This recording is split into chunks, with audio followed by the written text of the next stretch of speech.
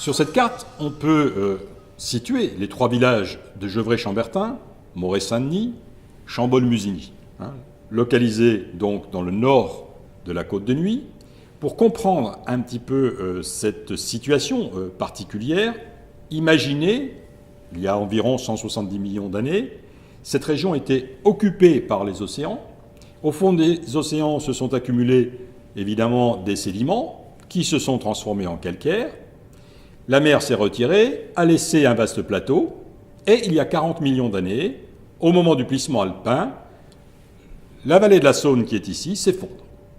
On a donc ici un versant qui va être créé par la différence d'altitude, d'environ 100 à 150 mètres, et c'est sur ce versant qu'on va trouver évidemment la zone viticole de grande réputation.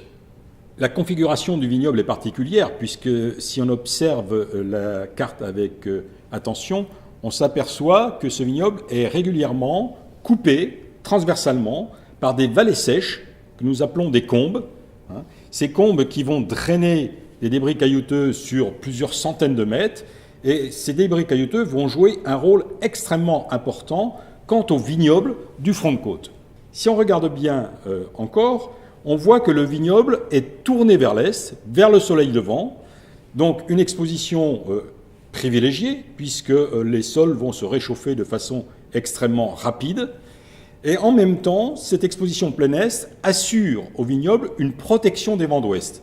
Donc au niveau climatique, on peut dire que chaque détail va compter, chaque détail a son importance, mais qu'à l'intérieur de chaque village, on peut avoir une multitude de facteurs qui vont amener des conditions différentes. Alors penchons-nous maintenant d'une façon beaucoup plus précise sur le cas de Gevrey-Chambertin.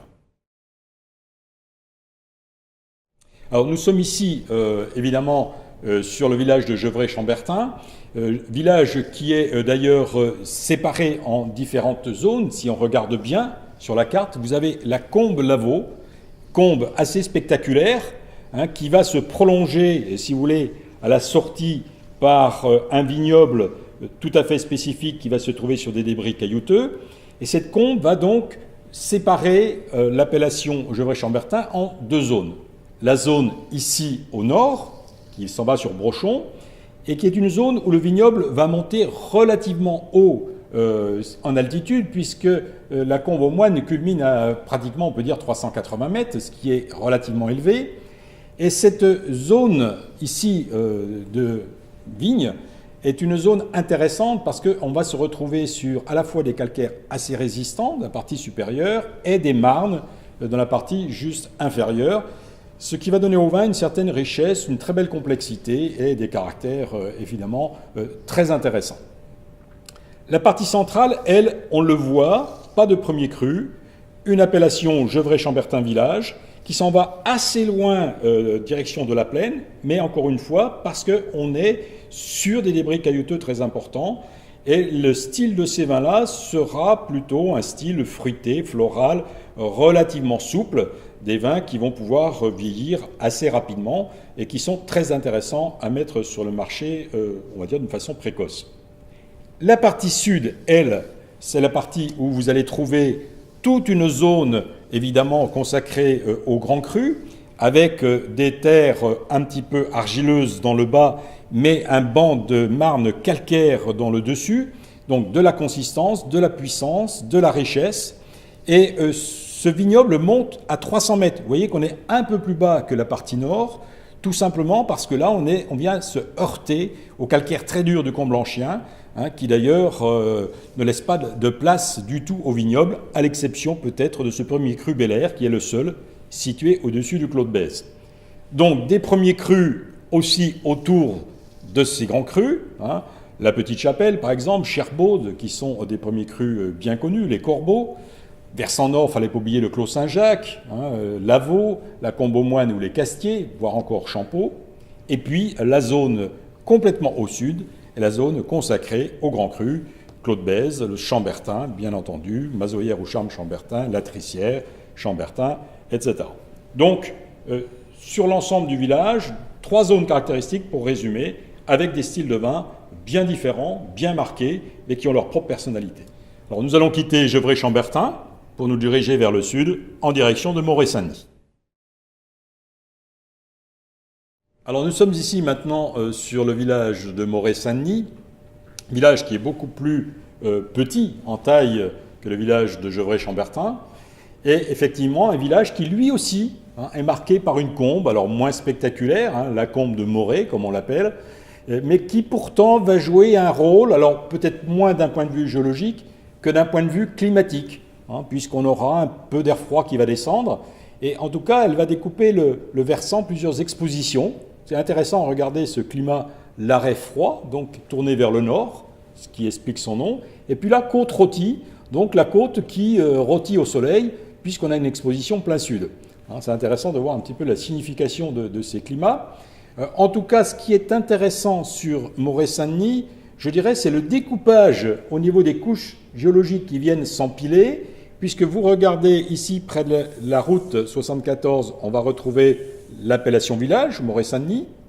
Ensuite, on a presque comme un millefeuille des terres qui sont un petit peu plus argileuses et surtout avec sous-jacent la roche, les ruchots, ce qui signifie la roche, et qui vont donner un petit peu plus de puissance au vin. C'est une zone de premier cru intéressante, avec le clos des Ormes, avec le clos sorbet, par exemple, qui ont bien des caractéristiques particulières. Et puis, au-dessus de la route des Grands Crus, qui vient couper ce village en deux parties, on va retrouver là ces marnes, ces calcaires qui donnent au vin sa puissance, sa concentration, sa complexité. Et c'est toute une zone de grands crus. D'ailleurs, grands crus spectaculaires, Clos de la Roche, Clos Saint-Denis, Clos des Lambrais, Clos de Tard, une partie des Bonnes-Mares. Donc des clos, beaucoup de clos, c'est certainement le village de Moret-Saint-Denis, celui qui compte en grand cru le plus grand nombre de clos. Et puis en remontant vers le coteau, le dessus du coteau, à noter qu'il monte beaucoup plus haut que le versant de Gevrey-Chambertin, on va dépasser les 300 mètres, 320, 340.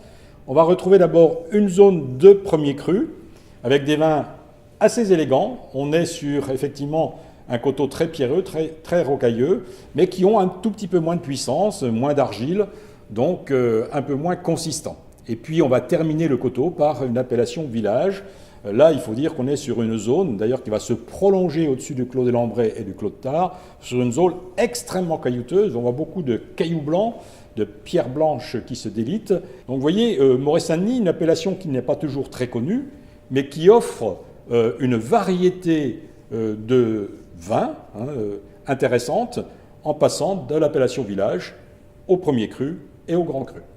Alors nous allons quitter Moret-Saint-Denis, en direction évidemment du sud. Nous rencontrons les Bonnes-Mares, c'est l'amorce du grand cru qui va se trouver essentiellement sur le village voisin, celui de Chambolle-Musigny. Nous sommes maintenant sur Chambolle-Musigny, et la première chose qu'on peut constater quand on regarde cette carte, c'est que la bande de grands crus qui était, je veux dire, continue depuis Gevrey-Chambertin, vient s'interrompre à la hauteur du village. Tout simplement parce que nous sommes à la sortie d'une combe très importante, la combe de Chambolle, encore dite combe d'Ambin, et qui va délimiter effectivement notre zone viticole en plusieurs parties. Donc le versant nord sera un versant qui sera occupé par une grande partie des Bonnes-Mares, bien entendu, qui monte jusqu'à 300 mètres, avec une très belle exposition, on va dire plein est quasiment, qui seront prolongés par deux premiers crus, avec une exposition qui sera toujours tournée vers l'est et le sud-est, mais sur des terres où la partie argileuse va commencer à diminuer, donc des vins qui auront sans doute un petit peu moins de puissance. Et par contre, de l'autre côté du village, on va retrouver tout un coteau qui monte assez haut, 340 mètres, mais dont l'exposition va tourner vers le nord-est, donc une exposition qui apporte de la fraîcheur et aussi des sols qui sont très rocailleux, où les argiles sont quand même un petit peu moins nombreux. Donc des vins très fins, mais qui n'ont peut-être pas la puissance de ce qu'on va trouver en contrebas. Alors toute la zone centrale, ici, dont une partie va se trouver sur des débris caillouteux qui proviennent de la combe, toute cette zone centrale va nous donner des vins élégants, mais avec suffisamment de structure pour être classés premiers crus. Alors parmi ces premiers crus, les Baudes, en dessous des Bonnes-Mares, qui sont des vins extrêmement réputés. Il ne faut pas oublier les Charmes, et également, évidemment, les Amoureuses, qui, situées juste en contrebas des Musigny, donnent des vins d'une qualité extraordinaire. Et puis on termine, évidemment, la partie sud par un grand cru, les Musigny, un grand cru extrêmement prestigieux, bien sûr, qui a donné son nom d'ailleurs au village.